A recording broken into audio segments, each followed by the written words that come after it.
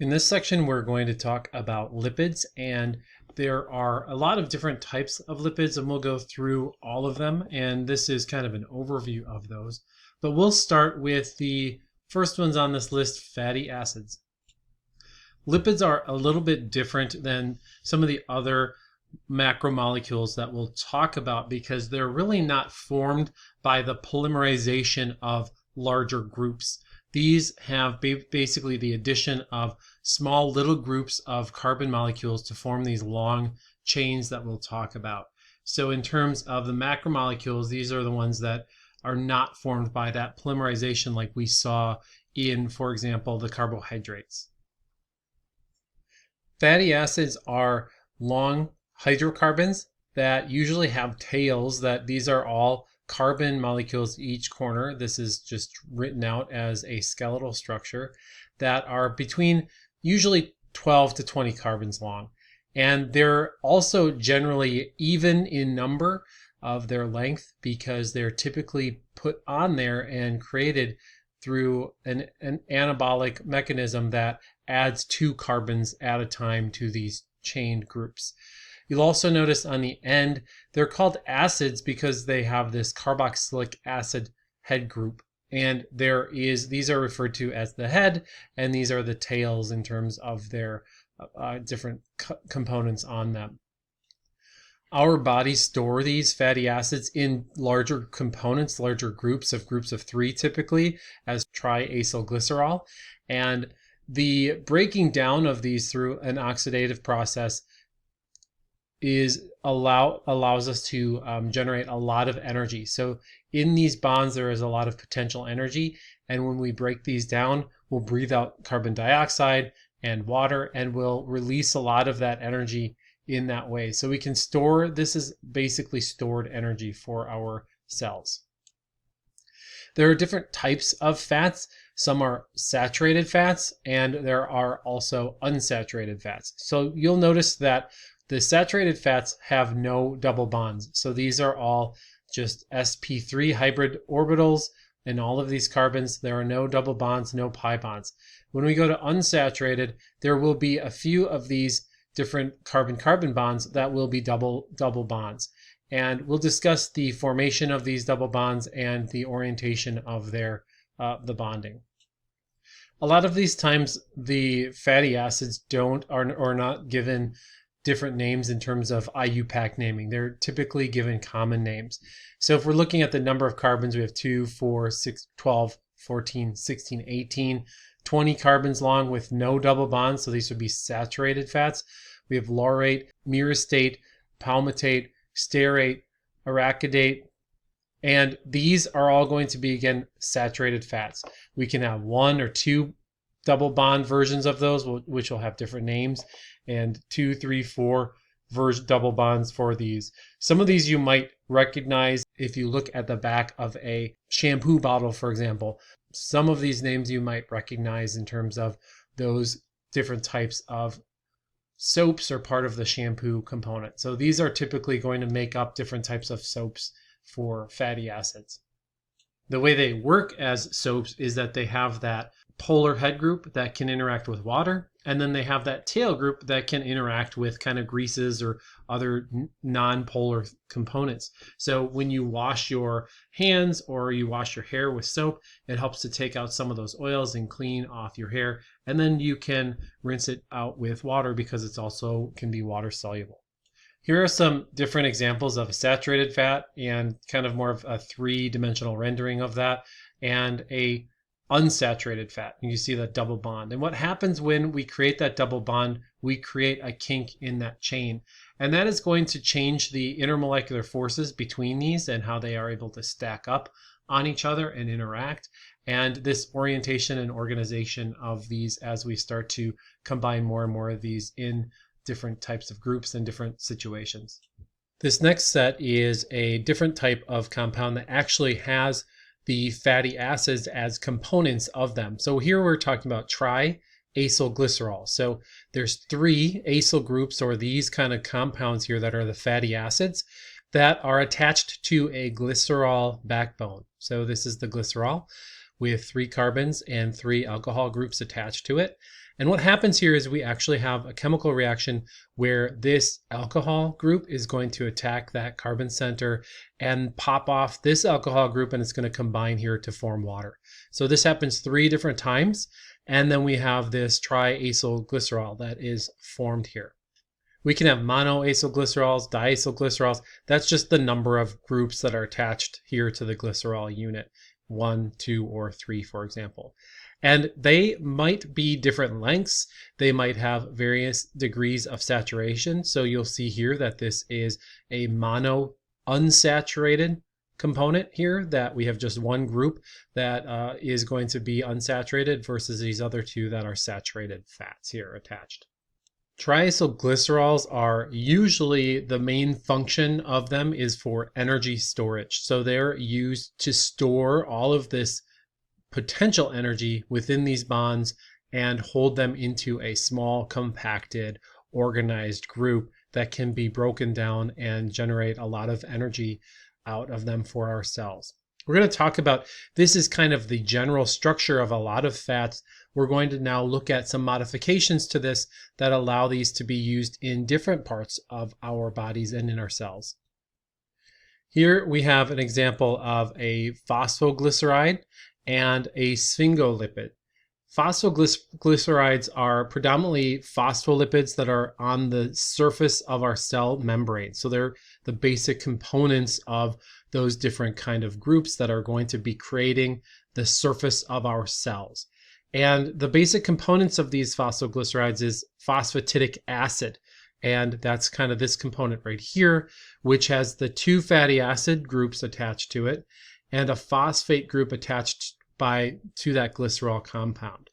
These again are the membrane components, and we'll talk about that structural organization, but these are typically in what is known as a phospholipid bilayer, and the tails of the 2 layers connect together, and then these polar head groups kind of are pointed out in the direction of the liquid or the extracellular space where it can interact with other components that are more like itself.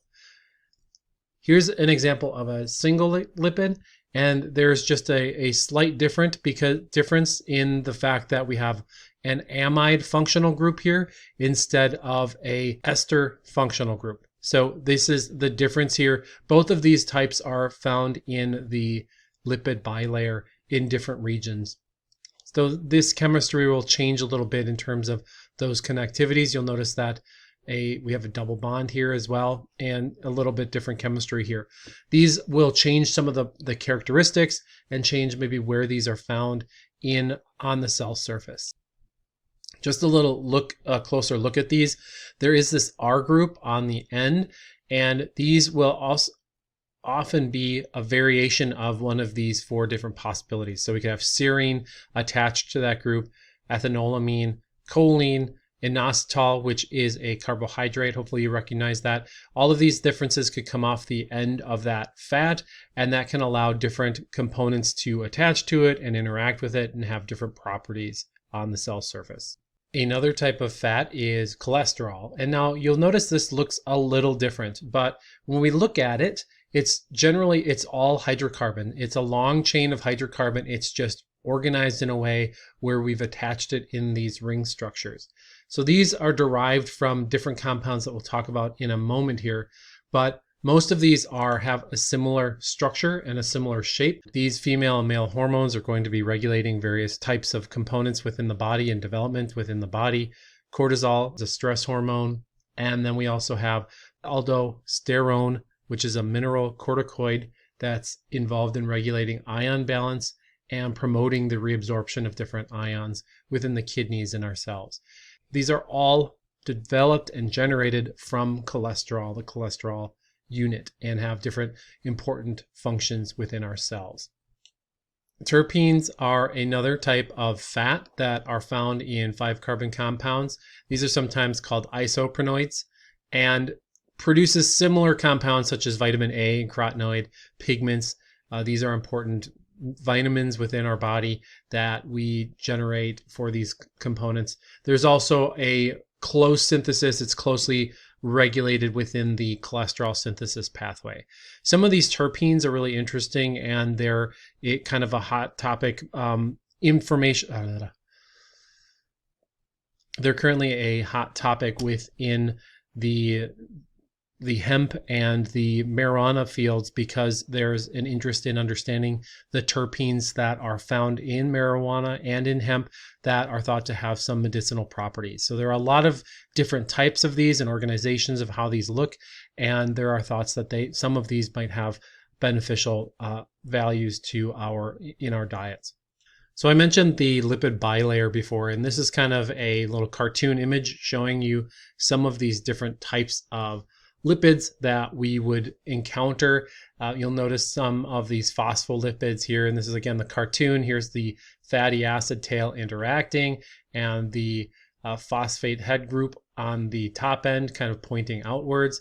You'll notice that there is going to be an organization. So really what happens are some of these are the saturated fats, and here are the non-saturated fats.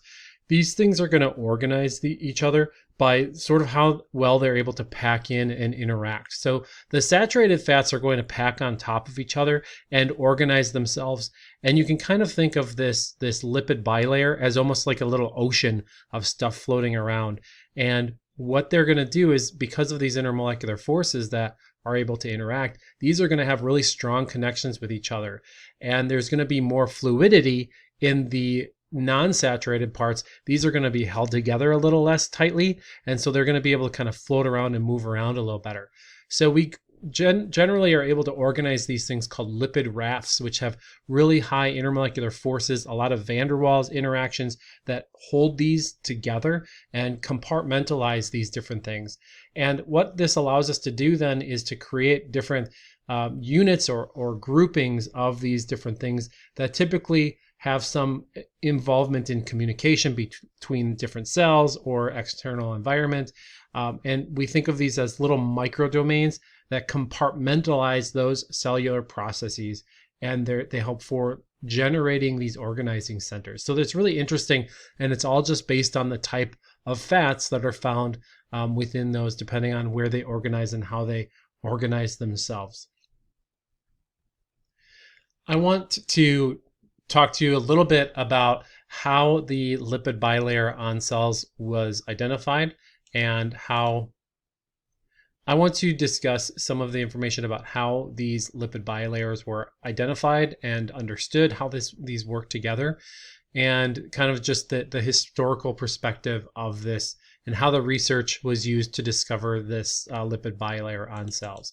So first, one of the studies that was done was by a German chemist, Charles Overton, and he studied this idea of looking at different types of compounds. He got basically a plant root hair, so these roots of the very fine roots of a plant, and he looked at putting a lot of various different types of components that were polar or non-polar, and he examined the ability of those components to get absorbed within that root tissue. So this is kind of the first step, was just to figure out what was going through and what was being rejected. So most of the non-polar, so oily, fatty kind of things were getting inside those roots, but polar components were getting rejected and not getting brought across. So that was true except for water, which was a little confusing, but we'll get to. But really that was due to another thing. We basically have pores in our lipids that allow water through specifically, but that wasn't really understood at that point. So there was this understanding that since these polar things are generally and over mostly being rejected, that there must be something going on. There must be some type of fatty thing or lipid that's not allowing polar compounds to get through that membrane. And the thought was it must be some type of lipid that's creating this layer. Another scientist, Agnes Pockels, developed a really simple experiment in her kitchen to start to look at oils in films on water, basically in pans.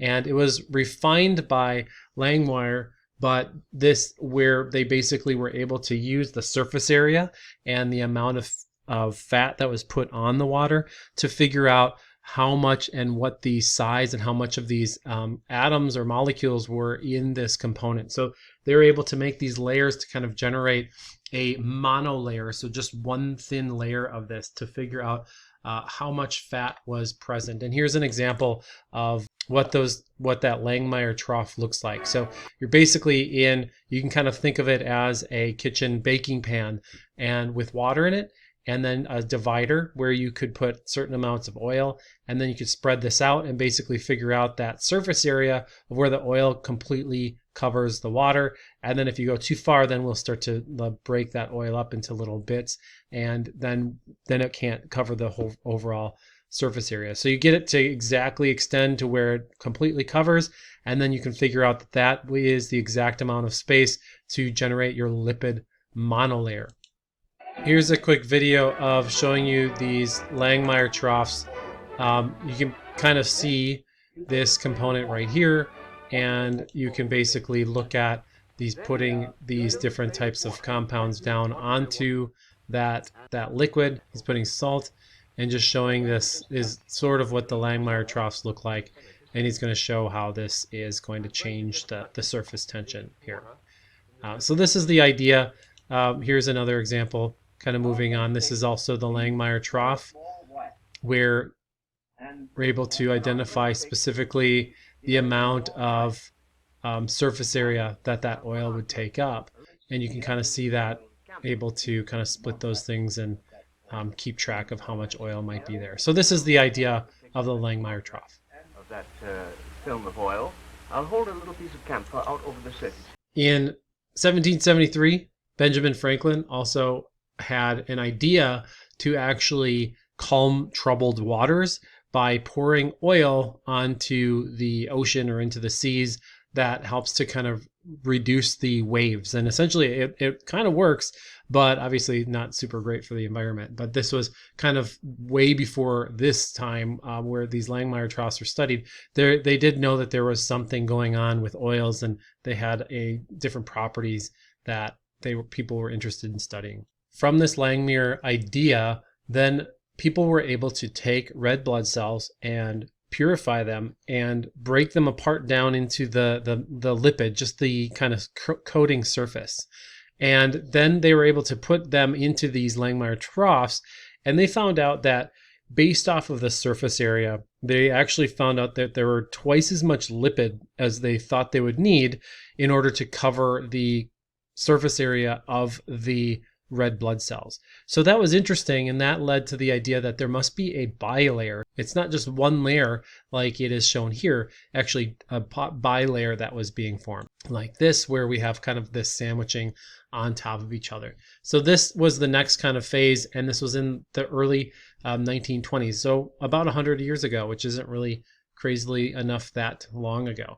This didn't explain all of the properties of the cell surface, so there needed to be some more work that was done to understand what's going on with the properties of these lipid bilayers.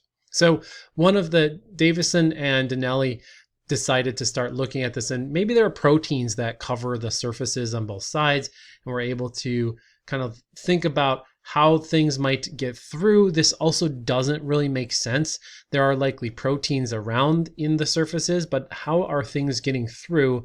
That's not explained by this lipid bilayer with just protein sheets on top and the bottom. So we kept refining this goal and this understanding. There's this kind of funny little cartoon here. What you got there, Jim? Transport proteins. And then he goes through, get it, because it's a cell wall. So there's got to be something that allows things to get through here that are polar, like water, for example. So how do we do that? Around this time, in microscopy started to become a little more advanced, and these are electron microscopy images, where we're using electrons to image the cellular organelles, and you can kind of really zoom in on things that are really small and smaller than light can actually see. So these are some images that some of the first electron micrographs. Electron microscopy was invented around 1930, but it took about 30 years to get this applied to some of these cell components. So in 1962 around, we have a electron micrograph image, and we have this idea of a trilaminar. So we have this component, the inner cell component, and then the outer component, and it looks darker. So there is expected to be there's something else that's going on. And the thought was that there's maybe protein coding and some things that are happening inside the cell. So next we've developed this more robust and defined fluid mosaic model where we have proteins that kind of stick through the lipid bilayer. And this is defined, around the 70s. And these globular proteins can go in through and create these lipid rafts that we're talking about in terms of cholesterol and different types of saturated fats and the organization of proteins that are going to span through the membranes. We'll talk about proteins in a future chapter, but there are certain parts of the side chains and certain groups that are associated with amino acids that are more fat loving or hydrophobic, so afraid of water or loving fat. You could also say lipophilic would be another way of looking at this, but this just looks at the sequence of the protein and if it likes fat or not, and that's kind of generally associated with portions of the protein that are associated with the lipid bilayer. So just showing you some of these connectivities between these different ideas. So lipids are really important for creating these little compartments. They're essential for it, actually. And this is just a kind of cartoon image of a cell. And this would be a lipid bilayer around the whole outside of the cell. And you can see there's the integration of these little things that are supposed to be little proteins that are integrated in, proteins that help to connect cells to each other, proteins that might interact with extracellular matrix or the outside of the cell. We have lipid bilayers that create different organelles within the cell as well, as including the nucleus, including the endoplasmic reticulum here, or the rough endoplasmic reticulum where there are ribosomes. This is the Golgi apparatus, which helps to package and organize proteins and send them out.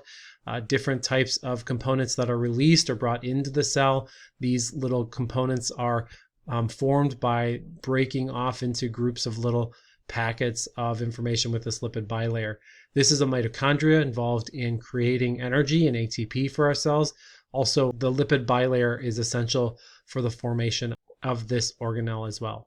We have a lot of use for these in our cells, and these are maybe more of animal cells, and then plant cells have the same requirement for fats and lipids to create these and compartmentalize all of these different organelle components.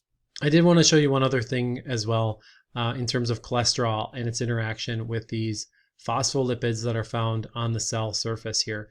So typically there are actually these polar groups can organize. You'll notice in normal cholesterol there's this alcohol group, and it works really well for creating these hydrogen bonds within this polar head group and helps to orient and organize these groups within the cell membrane. So cholesterol is needed. We need some of this for it. It helps to change and provide some fluidity within the membrane, so we can have kind of the motion within and movement of things within that membrane. But if we get too much cholesterol, that can really restrict and start to kind of reduce that fluidity and get things more kind of hardened. If we think about the difference between a hard and a soft cheese, right? We might be looking at different levels of saturation. So we might have more fat. So a higher fat content, a more saturated fat, it's going to be typically going to be solid at a higher temperature.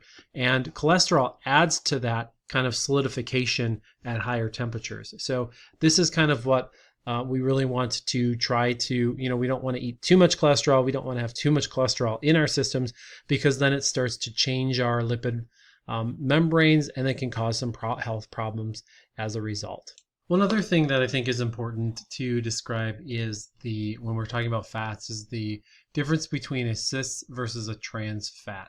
So what the cis fats are actually going to be showing us is that if we're looking at the double bond, this is really where we're focusing this conversation. And here we have two different double bonds that are shown, one with a trans fat and one with a cis fat. In the cis fat, what this means is on the side of the double bond, between the bonds between the carbons, right, we have carbon groups or higher priority groups that are found on one side of this double bond, right? So on this side of the double bond, right, versus that side. So we have our hydrogens are on one side, and then we have a higher priority groups on the other side of that bond. So this says this is the cis or the same side, and trans means opposite side. So here is our heavy priority group based off of molecular weight, and it's on this side or that side. So it's on the opposite side of where that double bond is. And that's why we have the trans bond there. So when we're looking at fats, we're looking at the difference between a cis or a trans fats. Cis fats are natural.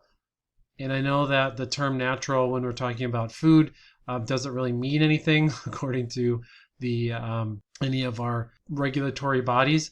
But this natural is what happens, what our cells create, cis fats. Our plants create cis fats. Trans fats are created not through normal means, not through natural means. They're not generated by any of the enzymes within our bodies or systems. The only way that we can create a trans fat is by basically, if I'm going to just kind of zoom in on this and kind of show you here what's going on. So if I have a carbon double bonded to another carbon, and then I have an R group, a long chain, and another long chain, hydrogen and hydrogen. This is locked in an orientation right now. We have only the R groups on one side of that double bond, and we can't rotate that freely because this double bond locks that orientation in place. I can add heat. I can add pressure. Sometimes you can add light, sunlight. I'm going to use lambda for sunlight. Sometimes that can have enough energy to break those bonds if it's at higher, if it's kind of in the infrared perhaps, if it's in the ultraviolet, perhaps we can break that double bond. So what happens is that we can have this temporary breakage of that bond. We have an R and an R, H, H, and then we have this what's called a free radical. So that'll break apart and temporarily form this different free radical, and then those free radicals will come back and reform that bond.